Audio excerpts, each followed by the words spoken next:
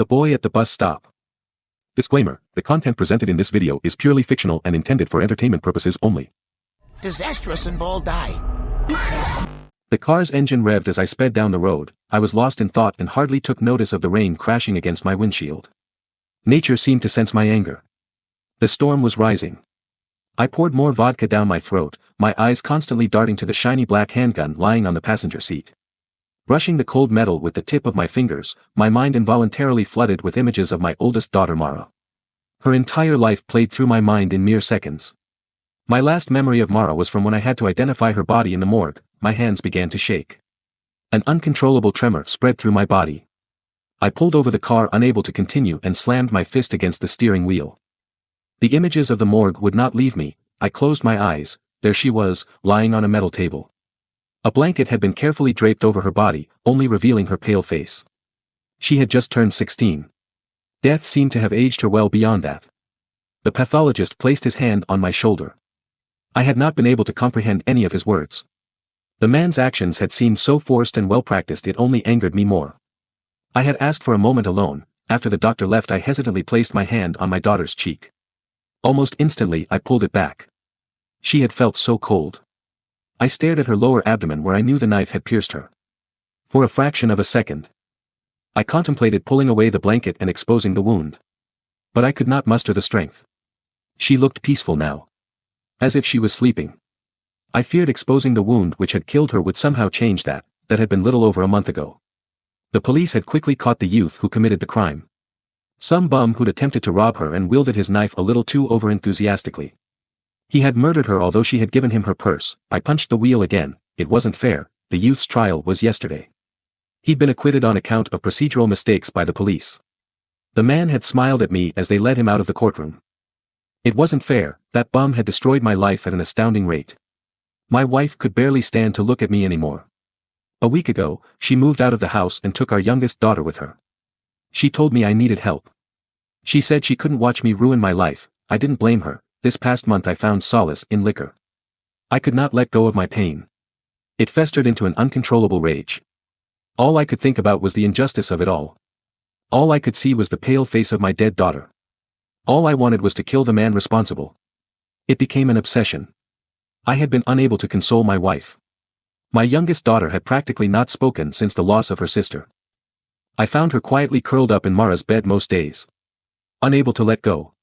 Unable to move on. I broke my heart. I had felt a strange sense of relief watching them both drive off.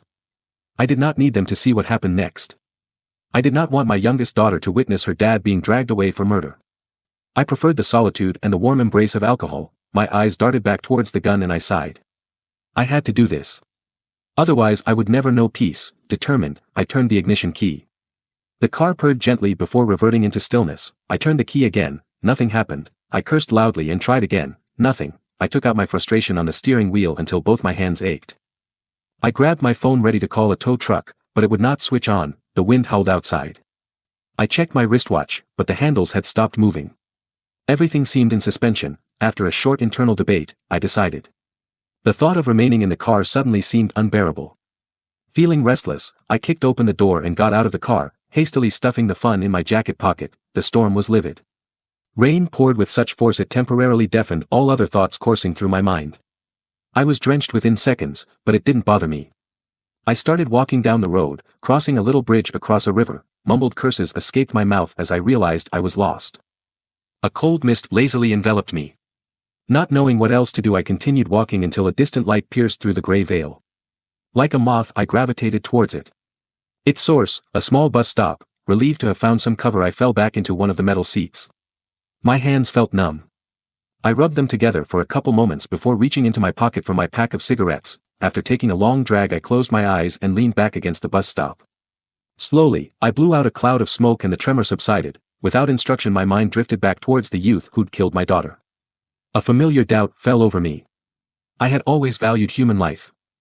As a family man I'd constantly tried to maximize everyone's happiness. Now here I was, committed to blowing a hole in the head of my daughter's murderer. I turned around and looked at my reflection in the glass. I could no longer recognize the pale, lined face staring back at me. Droplets of rain slid down the glass. It gave my reflection even more of a somber appearance. I looked back out in front of me and took another drag from the clammy cigarette stuck between my fingers. Closing my eyes, I exhaled, expelling another cloud of smoke. Rough day. The voice startled me. The cigarette slipped from my grasp and fell down my shirt.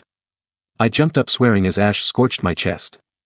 Jesus Christ, I muttered at the young boy standing before me. The boy grinned. I'm sorry. I didn't mean to startle you. I shrugged and sat back down. The boy took a seat beside me. It holds a strange beauty, doesn't it? I glanced at him. What does? He nodded out at the storm. There was a silence. I broke it by standing and pacing up and down the little bus stop. When is the goddamn bus going to get here? The boy gave me an appraising look. I'm afraid no bus can take you to where you want to go, John. I absent-mindedly shrugged off his words and lit another cigarette. After my first drag it hit me. I stared at the boy. He stared back. A latent intensity burned in his eyes. How do you know my name? I know a great many things. I snorted, sure. I know the pain you feel, John. I have seen it before. Many times. I crushed the pack of cigarettes in my hand, feeling a fresh wave of anger crash over me. You don't know me. The boy gave me a sad smile. I have seen this before. Someone loses someone close to them. As a result, you feel rage build deep inside of you. Fueled by guilt because you weren't able to prevent what happened. Unable to see that it was beyond your control to begin with. You could never have changed what happened, yet you cannot forgive yourself either. The mind cruelly tortures the body, until your heart is riddled with sorrow. Now your existence is anguish. You wish you had been the one to die because the thought of living on just seems too difficult. Living in this world does not seem bearable at the sight of such a loss. I remained speechless, unable to comprehend the little boy beside me. The boy sighed and scratched the back of his head. I've seen this before. After a while it all begins to look the same. The faces may change but emotion remains constant. Your face is lined as so many before you. A canvas of hate and anger. The boy sighed again and jumped to his feet. Murder will not bring her back. I spun towards the boy. What did you say? Mara is gone. Murder won't bring her back. The boy spoke the words so casually it took me a moment to register them. Then, before I could stop myself, I slammed the boy against the glass wall. The entire bus stop trembled. Don't you say that name. I shouted. Tears began streaming down my face. Don't say it. The boy stared at me with a blank expression. He put his hand around mine and slowly pulled loose from my grip. His fingers hard as iron. I feel for you. I really do. Your daughter deserved better. Shut up. I know you think revenge will dull the pain. That somehow using that thing in your pocket will make you feel better. I fished out the gun. The boy stared at it. Something dark swept across his face. He briefly held out his hand before suddenly retracting it, as if the gun had electrocuted him. That will not solve your problems. That man deserves to die. I spat out the words with as much bile as I could muster. Then I fell back into the metal seat, suddenly exhausted. My heart felt like it was going to explode out of my chest. I took some deep breaths in an attempt to calm myself. The boy stood motionless, staring at the falling rain. You know it never gets easier, he finally muttered. After all these years of helping people cross over, it still remains difficult to let go sometimes. Some deaths are so much more deserving than others. I should not judge anyone. Yet I cannot help but feel for some of them. Occasionally the ones I meet radiate such light it pains me to extinguish it. I don't always want to, but I have no choice. My existence is one of duty. The boy radiated an eerie calmness as he spoke. I felt my heartbeat returning to normal. Who are you? How do you know these things? The boy gave me a sad smile. I guess I am a traveler. Everyone will meet me at some point in their lives. Whether it is in the beginning or the end or somewhere in between. I don't understand.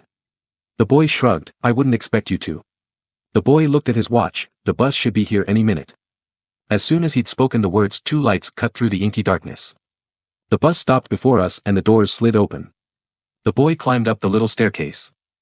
Once he got to the top he spun around. I've never done this before, but will you take a short journey with me, John? Where are we going? The boy shrugged. I'm not sure yet. All I know is that you should join me for this. I hesitantly looked at the boy. There was something about him. I felt compelled to join him. I took the boy's hand and climbed up the stairs behind him as the doors closed. The bus driver was old. Very old. A shroud of matted white hair draped around his shoulders. Icy blue eyes stared at us. I instinctively pulled out my wallet and passed him some cash. The boy laughed and held back my hand. I'm afraid that won't work. I don't have anything else. The boy tapped my wristwatch. Show him that. I stuck out my arm towards the driver. He stared at it before also tapping the watch a couple of times and inspecting the unmoving dials. Seemingly satisfied, he waved us inside. The boy hurried towards the back of the deserted bus and waved me over. I sat quietly beside him. Where are we going? The boy grinned. This journey is not about a destination, per se. Then what is it about? It's about everything, the boy exclaimed. And also, about nothing. The boy must have recognized the exasperation on my face. He cleared his throat. You should consider yourself lucky, John. I laughed humorlessly. I should consider myself lucky? Lucky that my daughter is dead. Lucky that my wife can barely stand to look at me. Lucky that my other child has barely spoken in weeks. The boy's eyes grew hard. Having someone you love ripped away before their time is difficult. I understand that. Do you really? I muttered sarcastically. More than you could possibly imagine, the boy replied coolly. I have guided many people before their time. I have comforted both young and old. Held the hands of both murderers and the murdered. I have held newborn babies and taken children from their parents' embrace. I have walked the fields of countless battles. I have waded through rivers of blood. Wherever I go the dead follow. Like moths attracted to a flame. You could not comprehend the endless sorrow I must navigate. He wiped a single tear from his eye. Within them I saw only grief. As if his words had opened an old wound. I felt sorry for him. Sometimes I feel so far away from everything, the boy continued. I worry I have become too indifferent. I fulfill my duty without truly understanding what it is I should be doing. I feel like a spectator watching eternity unfold itself. I offer hope to those I meet whenever I can without knowing whether my words are true or not. I have no idea what comes after this, John. I wish I knew. I wish I understood my purpose. My life is a paradox. My existence is perennial and yet one of insufferable solitude. You must feel lonely. The boy nodded. After that we sat together in silence. The boy stared out the window. He seemed deep in thought.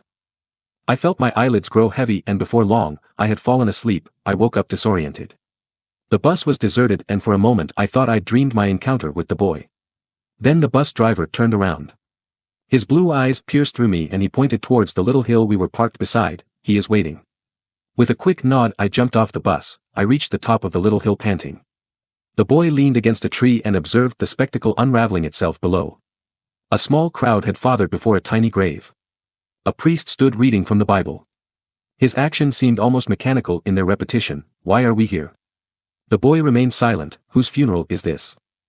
The boy nodded at the crowd down below. You know whose funeral this is. I quickly scanned the crowd, only recognizing familiar faces. Is this my funeral? Is that what this is about? Are you showing me what will happen if I murder Mara's killer? You know, the boy repeated. His voice a mere whisper. I looked at the people occupying the front row of chairs. My family was nowhere to be seen. My youngest daughter's godparents sat before the pitiful hole in the ground. They held each other as they cried. My knees suddenly felt weak. Slowly, I slid to the floor as tears soaked the earth around me. Where am I? Jail. A simple, yet sobering reply. Where is my wife? The boy's eyes remained pricked on the little crowd below as he scratched the back of his head. She is not here, John. Where is she? I sobbed so hard the words left in a single slur. Your wife found her. After you were taken away the little girl could not cope anymore and hung herself in Mara's room. Your wife was unable to handle the strain and had a breakdown. She is currently forcibly restrained in an asylum 2 hours away. Next week she will suffer a stroke. The boy glanced at me. His eyes riddled with pity. She will never recover. Slowly her will to live will siphon away, until only the smallest amount lies dormant in her heart. She will be trapped in her body. A mere husk of her former self. Wanting to die yet unable to do so. I would not wish such an existence upon anyone. My tears had subsided for something worse. A feeling I can hardly put to words. A feeling of loneliness so immense I could barely breath. I felt like I was being crushed by infinite grief. The boy smiled sadly. You see how cruel destiny is, John. By all accounts, your actions will be directly to blame for this. One moment of rage will destroy everyone you care about the most. What you seek is justice. What you offer is condemnation. A searing anger took hold of me. Why are you doing this to me? Why are you torturing me like this? The boy shook his head but offered no reply. I wanted to leave. I wanted to run away and never look back, but I couldn't find the strength to get on my feet. Instead, I dropped my head in my hands. I thought I had more time. The boy smirked. Everybody always thinks they have more time. I wish I could have told her how proud I was. The boy placed a gentle hand on my shoulder, she knew. I patted his hand, unable to respond. Together we stood on the little hill in silence. The minutes crept by. Why did you really come to me? The boy scratched the back of his head and looked at me. He seemed to be deliberating with himself. I've always believed myself to be bound by laws I have no control over. Laws I don't quite understand. To my surprise, the boy suddenly chuckled, but lately I met someone so outrageous, they dared to challenge my path. Can you imagine? A speck of dust challenging the full might of the inevitable. The boy fell silent for a moment. Then he continued, she made me wonder whether I too can challenge which seems inevitable. Maybe the constraints which bind me are self-imposed. Maybe I fear the freedom disobedience would grant me. The boy smirked, I live for those moments. Reminders of how exceptional life can be. She made me realize something, John. If she managed to find the strength to confront me, then maybe someone as lost as myself, bound by eternity, might possess the power to break free. I don't understand. Sometimes when people die, their gaze manages to pierce through time and they get a glimpse of what is to come. Your daughter saw all of this. He pointed at the crowd below. Then the boy smiled more genuine. Mara was exceptionally stubborn when I met her. She absolutely refused to come with me. She refused to submit to her fate as few have done before her. The thought brought a smile to my face. Do you know why she refused to come with me, John? Out of anger. The boy shook his head, out of love. Her love for you. For her mother. For her sister. Her love was strong enough to challenge forces even I dare not resist. I was in awe of her, John. That's why I promised her to show you this. She truly was a kind child. Silent tears rolled down my face, but their sting was less painful than before. The boy grabbed my hands and gently pulled me back to my feet. In time you will see her again. She will be waiting for you. For all of you. But she hoped she would still be waiting a while longer. Do you understand? I did not have the strength to answer.